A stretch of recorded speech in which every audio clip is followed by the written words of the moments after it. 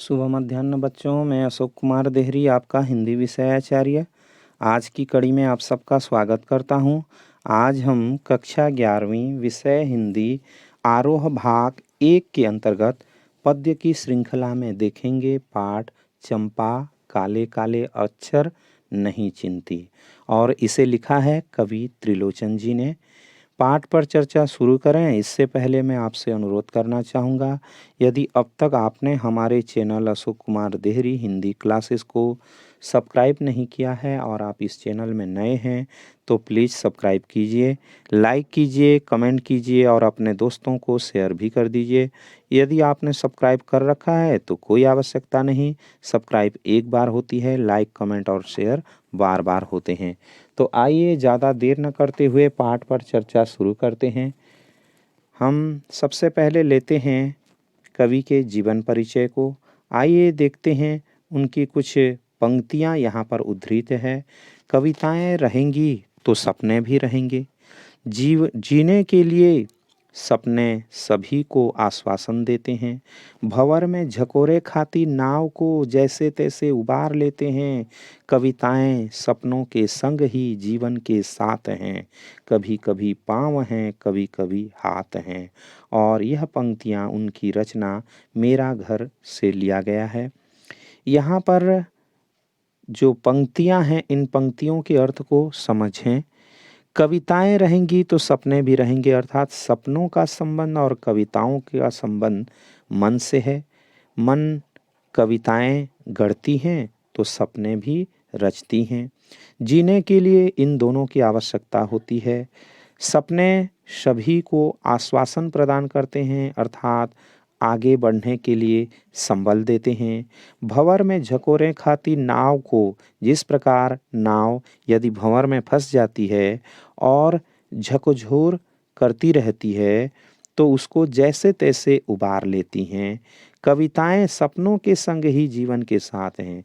कविताएं भी जीवन के साथ हैं परंतु वह सपनों के संग होती हैं। कभी कभी यह पाँव बन जाती हैं तो कभी कभी यह हाथ भी बन जाती हैं। आइए कवि के बारे में देखते हैं।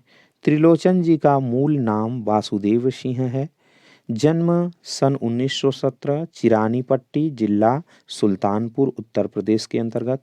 प्रमुख रचनाओं की बात करें तो धरती, गुलाब और बुलबुल, दिगंत, ताप के ताए हुए दिन, शब्द, उस जनपद का कवि हूँ, अर्घान, तुम्हें सौंपता हूँ, चैती, अमोला, मेरा घर, जीने की कला, ये सब उनकी काव्य रचनाएं थी। देश काल, रोज नामचा, काव्य और अर्थबोध, मुक्तिबोध की कविताएं, ये उनकी गद्य रचनाएं थी। हिंदी के अनेक कोशों के निर्माण में महत्वपूर्ण योगदान, अर्थात हिंदी के जो कोश हैं, शब्दकोश इत्यादि, उनमें भी इनका महत्वपूर्ण योगदान रहा है। प्रमुख सम्मान की बात करें तो साहित्य अकादमी सलाका सम्मान, महात्मा गांधी पुरस्कार भी इन्हें प्राप्त हुआ है उत्तर प्रदेश से। हिंदी साहित्य में त्रिलोचन प्रगतिशील काव्यधारा के प्रमुख कवि के रूप में प्रतिष्ठित हैं। अब ये प्रगतिशील काव्यधारा क्या है? यदि हिंदी साहित्य के इतिहास को देखें तो आपको एक ऐसा वाद मिलेगा जिसका नाम है प्रगतिवाद। प्रगतिवाद का अर्थ है समाज, साहित्य आदि की निरंतर उन्नति पर जोर देने का सिद्धांत। प्रगतिवाद छायावादोत्तर युग के नवीन काव्यधारा का एक भाग है। मतलब छायावादोत्तर कहने पर छायावाद के उत्तर का युग, मतलब छायावाद के आगे का युग का जो नवीन काव्य धारा है उसका एक भाग है। यह उन विचारधाराओं एवं आंदोलन के संदर्भ में प्रयुक्त किया गया है जो आर्थिक एवं सामाजिक नीतियों में परिवर्तन या सुधार के पक्षधर हैं। रागात्मक संयम और लयात्मक अनुशासन के कवि होने के साथ साथ ये बहुभाषाविज्ञ शास्त्री भी हैं। अर्थात त्रिलोचन जी कैसे कवि हैं? तो रागात्मक संयम, इनके राग पर इनका संयम होता है, अर्थात बंधन होता है, और लयात्मक अनुशासन, लय के प्रति भी इनका नियंत्रण बना रहता है। ऐसे कवि हैं, कवि हुए लेकिन साथ ही साथ ये बहुभाषाविज्ञ शास्त्री भी हैं, अर्थात इन्हें बहुत से भाषाओं की विद्वता हासिल है, इसलिए वे शास्त्री भी माने जाते हैं। इसलिए इनके नाम के साथ शास्त्री भी जुड़ गया है। लेकिन यह शास्त्रीयता उनकी कविता के लिए बोझ नहीं बनती। हालांकि ये शास्त्री माने जाते हैं तो इनके पास बहुत ज़्यादा ज्ञान है, परंतु उनका जो ज्ञान है उनकी कविता के लिए बोझ नहीं बनती, अर्थात ये पांडित्य प्रदर्शन ज़्यादा नहीं करते। त्रिलोचन जीवन में निहित मंद लय के कवि हैं। त्रिलोचन जी कैसे हैं? तो जीवन में जो मंद लय होती है उस लय के कवि माने जाते हैं। प्रबल आवेग और त्वरा की अपेक्षा इनके यहाँ काफ़ी कुछ स्थिर हैं। मतलब इनके पास जो आवेग होती है, जोश होता है, वह त्वरा अर्थात शीघ्रता की अपेक्षा इनके यहाँ काफ़ी कुछ स्थिर होता है। मतलब एक ही जगह पर उसको देखने के लिए मिलता है। इनकी भाषा छायावादी रूमानियत से मुक्त है। जैसे छायावाद में विशेष करके क्या देखने के लिए मिलता है? रूमानियत। रूमानियत कहने पर प्रेम प्रसंग युक्त प्रभावों का उद्देश्य, तो उससे इनकी जो कविता है मुक्त है। तथा उसका ठाठ अर्थात उनका जो तड़क भड़क है ठेठ गांव की जमीन से जुड़ा हुआ है। मतलब विशुद्ध रूप से गांव की जमीन से जुड़ा हुआ है।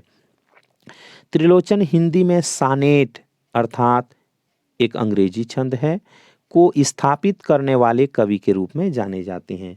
मतलब जो सानेट छंद है उस छंद को इन्होंने स्थापित किया है। अभी जो उनकी रचना देखेंगे, चंपा काले काले अक्षर नहीं चिन्हती, तो उसमें उन्होंने सानेट छंद का ही प्रयोग किया है। ये सानेट क्या होता है? तो सानेट इटालियन शब्द सोनेटो का लघु रूप है। यह छोटी धुन के साथ मेंडोलियन का ल्यूट अर्थात एक प्रकार का तार वाद्य पर गाई जाने वाली कविता है। इसके बारे में यदि ज़्यादा जानना चाहते हैं तो आप विभिन्न स्रोतों के माध्यम से सर्च कर सकते हैं। फिलहाल हम अभी इतना ही बताएंगे। तो जो सानेट छंद है उसको स्थापित करने वाले कवि के रूप में ये जाने जाते हैं। त्रिलोचन का कवि बोलचाल की भाषा को चुटीला और नाटकीय बनाकर कविताओं को नया आयाम देता है। अर्थात त्रिलोचन जी एक ऐसे कवि हैं जो साधारण सी जो बोलचाल की भाषा होती है उसको चुटीला अर्थात चोट करने योग्य और नाटकीय मतलब एक नाटकीय अंदाज नाटकीय जैसा बनाकर कविताओं को नया आयाम दे देते हैं। कविता की प्रस्तुति का अंदाज कुछ ऐसा है कि वस्तु और रूप की प्रस्तुति का भेद नहीं रहता, अर्थात जो वस्तु और रूप है दोनों में समानांतर हो जाता है। उनका कवि इन दोनों के बीच फांक की गुंजाइश नहीं छोड़ता, अर्थात उनकी जो कवित्व है उस कवित्व में क्या नहीं होती? फांक अर्थात निश्चित मात्रा की गुंजाइश नहीं होती, अर्थात संभावना नहीं होती। चंपा काले काले अक्षर नहीं चिन्हती नामक कविता धरती संग्रह में संकलित है। यह जो कविता है वह उनकी रचना धरती संग्रह से ली गई है। यह पलायन के लोक अनुभवों को मार्मिकता से अभिव्यक्त करती है। आज के ज़माने में लोग क्या करने लगे हैं? पलायन करने लगे हैं, अर्थात गाँव को छोड़ करके शहरों की ओर भागने लगे हैं। ऐसा लगता है कि गाँव में कुछ भी नहीं रहा, सारी प्रगति शहरों में बसी हुई है, इसलिए शहर की ओर पलायन कर जाते हैं। तो पलायन के प्रति जो लोगों का अनुभव है उन अनुभवों को इस प्रकार मार्मिक अंदाज में अभिव्यक्त करते हैं कि मत पूछिए। कविता में अक्षरों के लिए काले काले विशेषण का प्रयोग किया गया है। जो अक्षर हैं उनको काले काले विशेषण दे करके सुंदर रूप से लिखा गया है। जो एक और शिक्षा व्यवस्था के अंतर विरोधों को उजागर करता है तो दूसरी ओर उस दारुण यथार्थ से भी हमारा परिचय कराता है। अर्थात शिक्षा व्यवस्था में जो अंतर विरोध हैं उन विरोधों को तो उजागर करता है, परंतु एक दूसरा भी तो रूप है जिसको दारुण यथार्थ कह सकते हैं, उसका भी परिचय कराता है। तो वह दारुण यथार्थ क्या है? तो कविता को हम पढ़ेंगे तो समझ जाएंगे। क्योंकि जो लोग नहीं पढ़ रहे हैं उनको पढ़ने के लिए हम आग्रह करते हैं। हम कहते हैं कि शिक्षा अति आवश्यक है, शिक्षा लेनी चाहिए, अक्षर ज्ञान होनी चाहिए। अक्षर ज्ञान के अभाव में आप अपना विकास नहीं कर सकते। परंतु अक्षर ज्ञान होने का मतलब यह नहीं कि आप पलायन कर जाओ।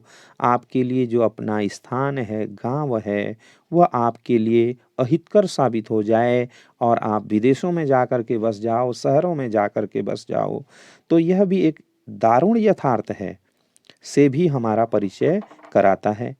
जहाँ आर्थिक मजबूरी के चलते घर टूटते हैं, आर्थिक मजबूरियों के चलते घर टूट जाते हैं, क्योंकि आर्थिक मजबूरी को सुदृढ़ करने के लिए लोग दूसरे जगह जाते हैं कमाने के लिए, मेहनत करने के लिए, और उनकी अनुपस्थिति में उनका जो घर है बिखर जाता है। काव्य नायिका चंपा अनजाने ही उस शोषक व्यवस्था के प्रतिपक्ष में खड़ी हो जाती है। जो शोषण करने वाली व्यवस्था है उस व्यवस्था के पीछे खड़ी हो जाती है। शोषक व्यवस्था कहने पर आजकल जो लोग शिक्षा प्राप्त करते हैं, कई प्रकार की कंपनियों में भी नौकरी करते हैं, वहाँ कंपनियाँ उनकी शोषण करती है, उनको घर छोड़ने के लिए बाध्य करती है, कभी-कभी कम वेतन देती है, कभी-कभी देती ही नहीं और फिर भी साइन करा लेती है। तो इस प्रकार से लोग एक बार क्या हो जाते हैं, उस कंपनी में फँस जाते हैं तो बाहर निकल नहीं पाते हैं। तो इस प्रकार से एक शोषक व्यवस्था भी होती है और उस शोषक व्यवस्था के प्रतिपक्ष में खड़ी हो जाती है, जहाँ भविष्य को लेकर उनके मन में अनजान खतरा है। वह कहती है कलकत्ते पर वज्र गिरे, अर्थात वज्र गिरे, कलकत्ते पर वज्र गिरने की कामना जीवन के खुरदरे यथार्थ के प्रति चंपा के संघर्ष और जीवट को प्रकट करती है। तो आज के लिए इतना ही।